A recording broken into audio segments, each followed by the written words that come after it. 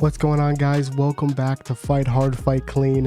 Out of respect for my family who sleep right now because it's a fucking fight and they happen late at night, I'm going to be really quiet for this video. Jake Paul's reign has officially been ended. Minutes ago, Anthony Joshua stopped Jake Paul in the 6th round. This fight was really interesting, and my respect for Jake Paul was on a really weird roller coaster ride throughout the entire fight. So we're gonna talk about it a little bit. There's some clips I want to take another look at real quick, and other from that, let's get right into it. So let's start with the headline.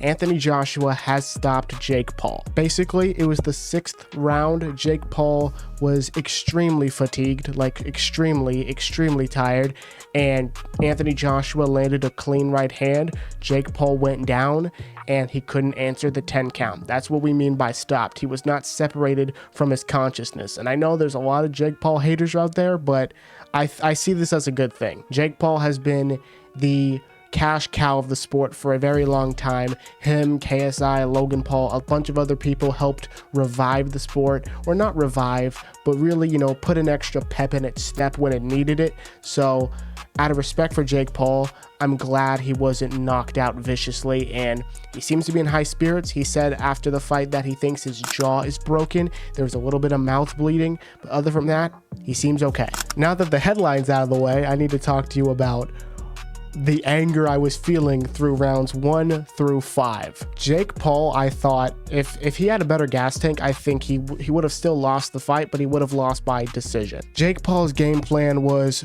laterally move, run around the ring as much as possible. Whenever he gets too close, clinch, and then fall on the ground. Jake knew he could not afford to wrestle or clinch with Anthony Joshua because his strength would have just allowed Anthony Joshua to throw him around and then just keep hammering away.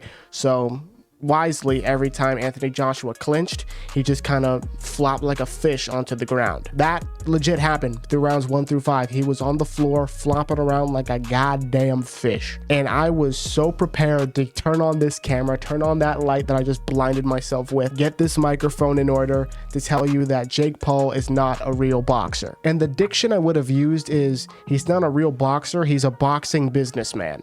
That's what I would have said, because I think he would have followed the same narrative that Logan Paul did with Floyd Mayweather, except with a real sanctioned fight. Logan Paul and Floyd Mayweather was an exhibition. After Logan Paul and Floyd Mayweather had their thing, Logan Paul went on this thing about, hey, I lasted 8 rounds with Floyd Mayweather. Name another person who's done that. And it looks like Jake Paul was on the track to do that. He was gonna last 8 rounds with a fresh Anthony Joshua, get on the mic and say, hey, I lasted 8 rounds with Anthony Joshua. But then I think it was round 5.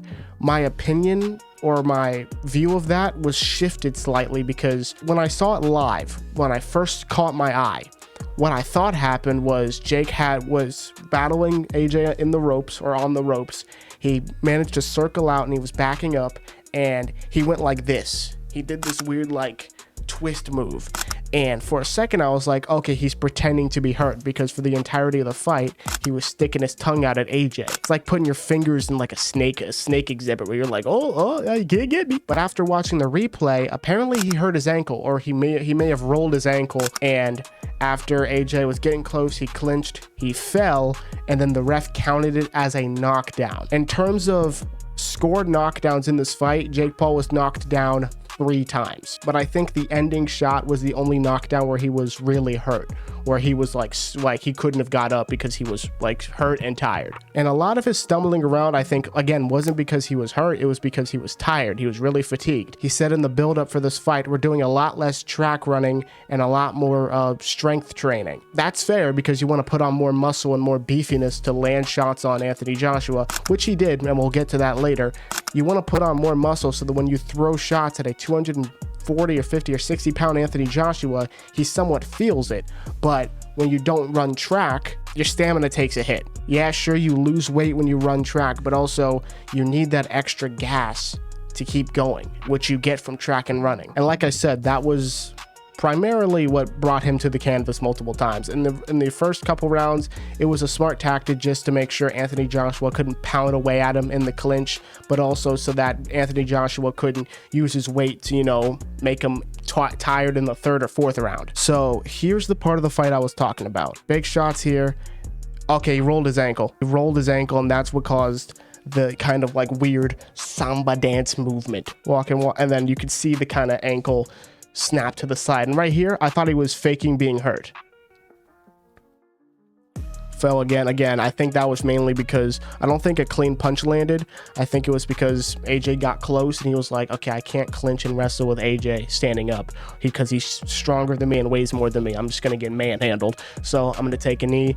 Unfortunately, the ref saw it as a knockdown. The camera kind of cuts, left hook, and then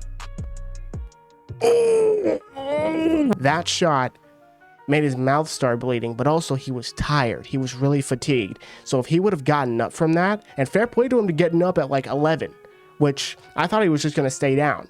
He was like made an effort to get up, and he got up around 11 or 12 on the count. Falls down obviously because you just got hit by Anthony Joshua, and you can see his face. He's like, holy shit, this is what they were talking about when they were saying all that shit about Anthony Joshua. I'm still somewhat glad that when that shot landed, he wasn't like this, like Luke Rockhold. This clears up several things for me. First off, if you still think Jake Paul's fights are staged, rigged, or he pays off fighters, you are fucking dumb. And then I could see people making the case of like, oh, if this wasn't a rigged fight, then he would have gotten stopped in the first round.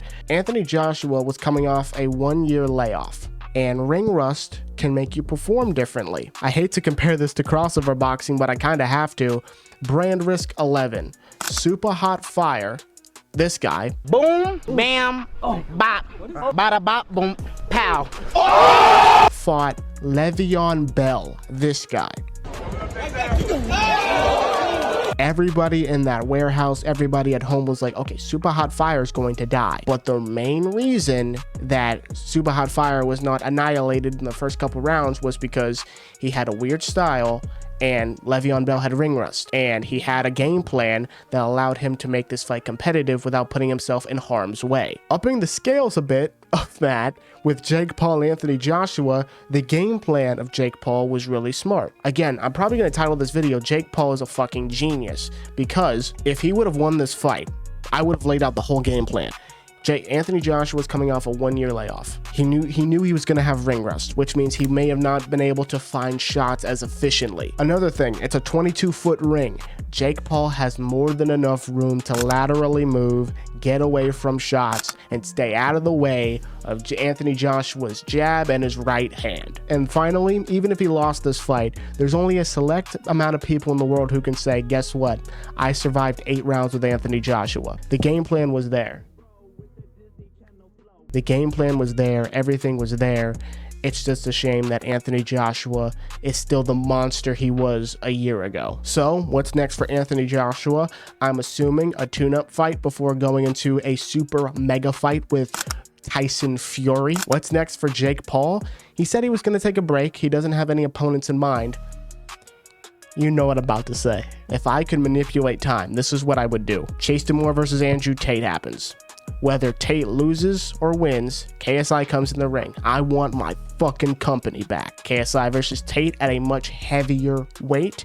And then KSI does well, you then set up KSI versus Jake Paul at a heavyweight weight. The weight is settled and they find an even weight they can both be at, and then we have the fucking fight. Depending on how long Jake Paul's out, because again, he said he had a broken jaw, they'd be on an even playing field. In terms of experience, maybe Jake Paul's a little bit higher, but this gap is better than this gap, which is what it is a couple months ago, or what it was a couple months ago. In terms of the undercard of this event, it was a really good undercard. I mean, Alicia Baumgardner, you know, with a masterful performance in a 12 3-minute round fight.